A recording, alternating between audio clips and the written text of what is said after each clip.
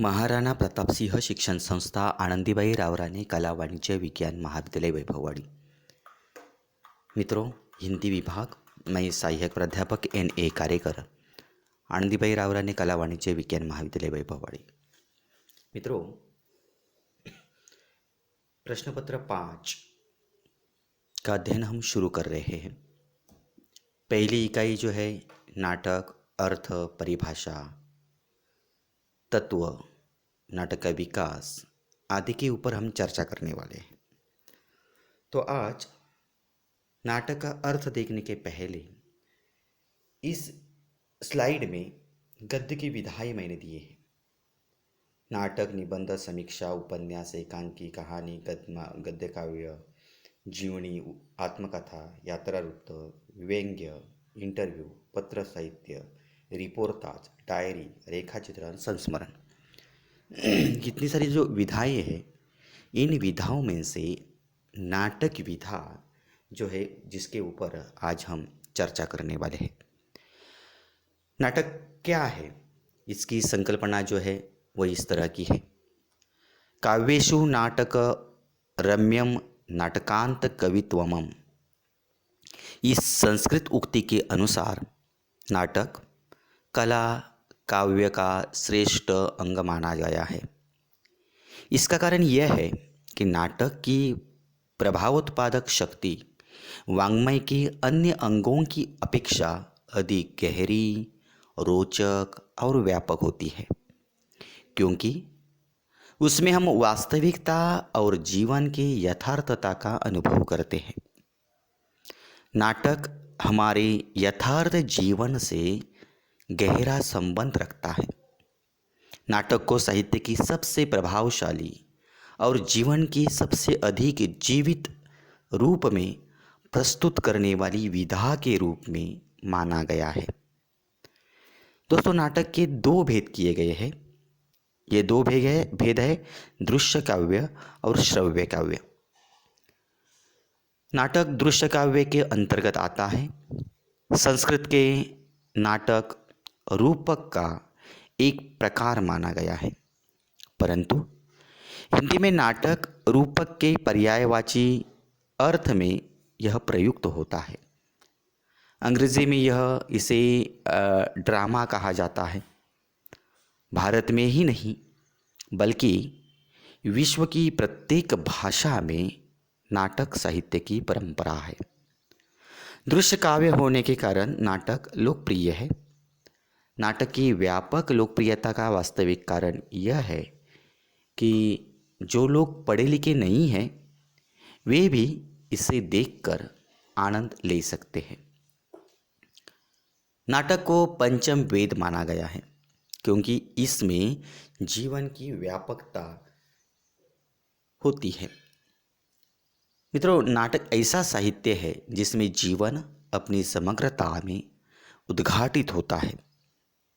नाटक ऐसा साहित्यिक रूप है जिसमें अन्य विधाओं की तुलना में साहित्य मूल्यों के साथ ही दृश्य मूल्यों का भी इसमें समायोजन होता है। संसार में ऐसी कोई चीज़ नहीं है जिसका प्रदर्शन न हो सके।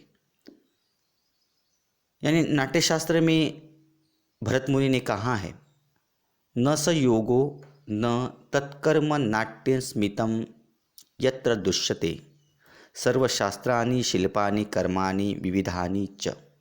अर्थात उनका ये कहना है कि योग, कर्म, संपूर्ण साहित्य, सारे शिल्प और संसार के विविध कार्यों में ऐसा कुछ नहीं है जो नाटक में दिखाया जा सके। साथ ही इसमें वास्तविकता का अनुकरण जीते जागते साधनों द्वारा यहाँ पर किया गया है। इस प्रकार लोकहित तथा लोकरंजन के उद्देश्य की पूर्ति करते हेतु शिक्षित अशिक्षित सबका समान रूप से मनोरंजन करने वाला तथा विभिन्न कलाओं से संयुक्त होने के कारण नाटक विधा साहित्य की महत्वपूर्ण विधा मानी जाती है। नाटक की संकल्पना का परिचय करने के उपरांत हम नाटक का अर्थ स्पष्ट करने का प्रयास करेंगे।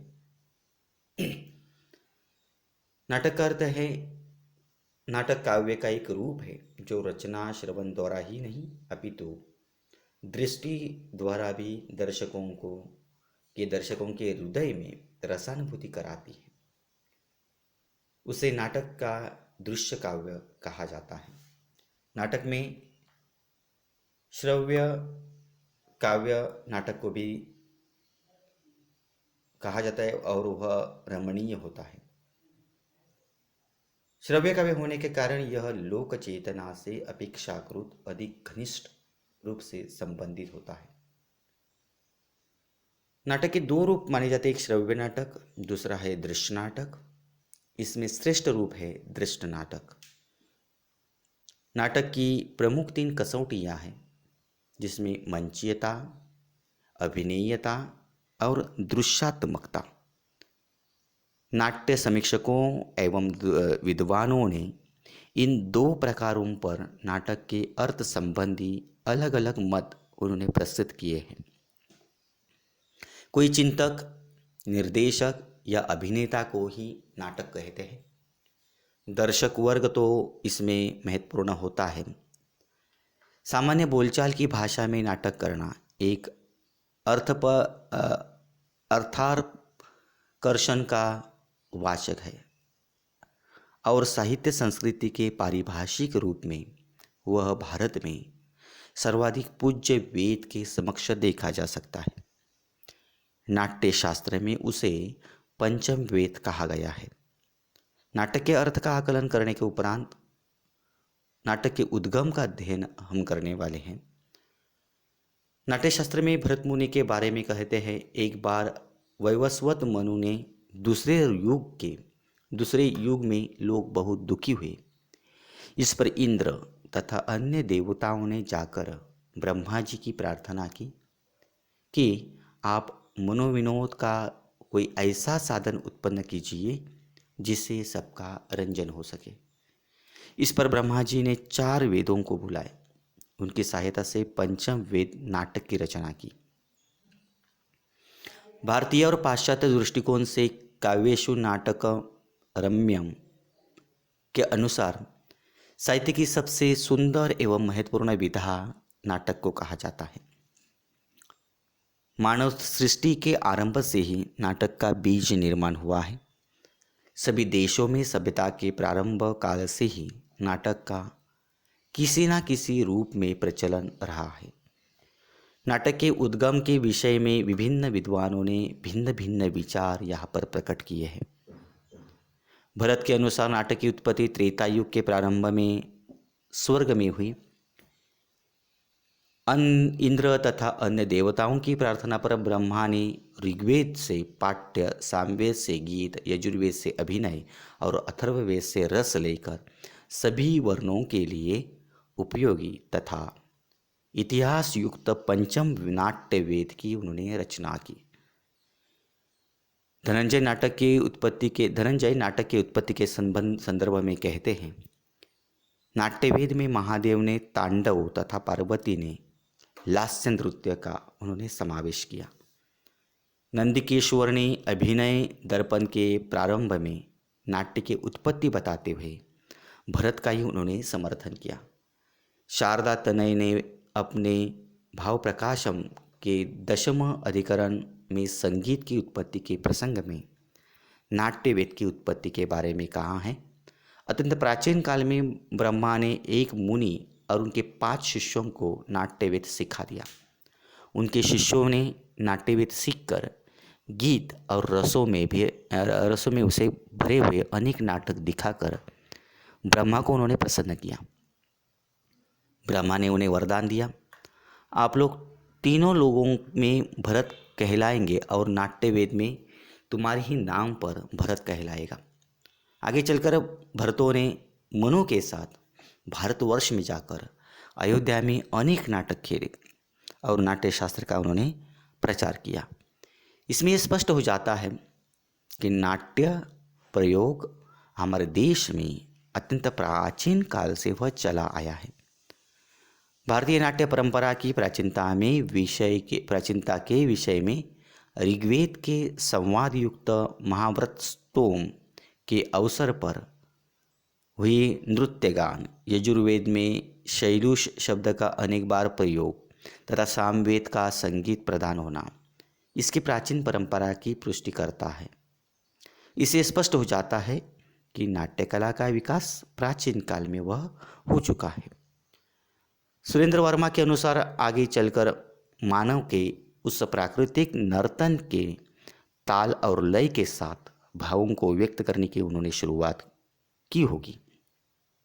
इस तरह अभिनय, नृत्य, वाद्य, कथानक, चरित्र और संवादों के एकीकरण से नाटक यहाँ पर अस्तित्व में आ गया।